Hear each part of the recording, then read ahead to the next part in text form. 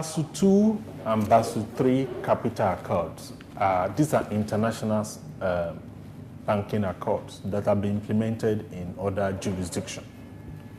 We, as First Bank, we find it exciting that the CBN has rolled out its program to implement Basel II, Basel III in the country. We believe it is the right thing to do. We are moving in the right direction because the world itself is becoming a global village.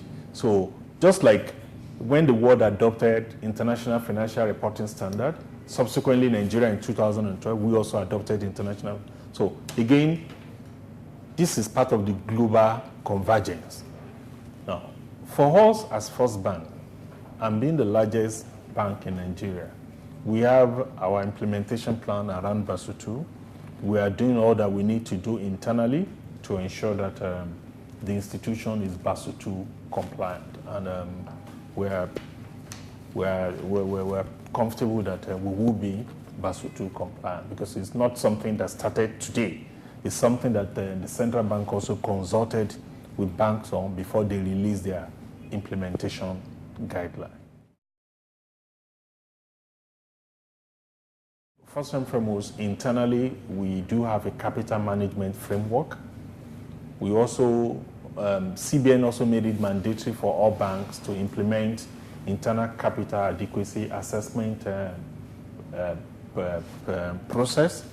And what that policy does is that if it compels management and the board of directors of every bank to look at their capital position, to look at their business strategy and the growth forecast, to say if looking forward is a forward-looking kind of analysis. If you look forward, where is my business going? And what level of capital do I require to support that business? The framework also forces you to also even look at stress scenario to say, what if this happens? What happens to my capital position? So again, this is a policy that central bank has mandated all the banks to prepare. We have prepared our own and submitted it to central bank. And it's something that you have to revise annually, every year, because your business is evolving, your strategy is changing, so you continue to refine it. That's the first point I would like to make.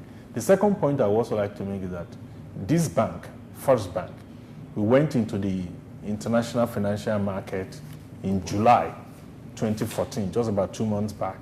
And it was one of the first assignments I carried out as an executive director and chief financial officer of the bank.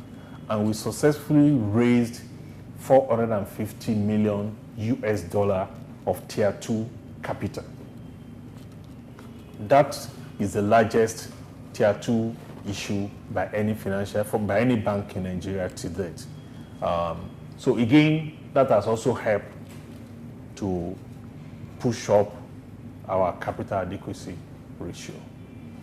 I think the third point that is also very important to highlight is that we're almost at the end of the third quarter of the financial year.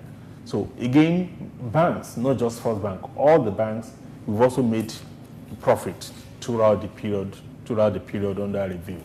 And so again, there's opportunity for banks to capitalize the retained earnings that they've made, subject to audit, of course, and that also helps them to beef up their capital adequacy ratios. The fact that investors globally fund our bonds, either issued by the sovereign or issued by banks, they find it worthy that they should invest in it. Because if you have interacted with all these bond investors, they do have very robust analytics, robust analytics and risk management framework. So for me, Nigeria becoming one of the key destinations in terms of Euro bonds is a very positive thing on the economy. The other key thing that we need to highlight here is that there are new emerging opportunities in the domestic economy where lending in foreign currency to those new emerging opportunities are better. It aligns better with the business profile of those new emerging opportunities. A good example is the oil and gas sector, where Nigerians are beginning to play more and more, especially in the E&P sector, which was hitherto reserved for the international oil companies. So you have the emergence of Nigerian oil entrepreneurs. And if you look at that particular sector, for example, because the cash flow that they generate is in US dollars, then you're able to lend to them in US dollars. And that also, so you minimize your currency risk. If the growth, the success or the growth story of the country is around the emerging middle class and everything, what that means is that our prior investment in the huge branch network plays to the growth story of the country. So we're going to be leveraging our branches more. We're going to be doing more in the retail sector.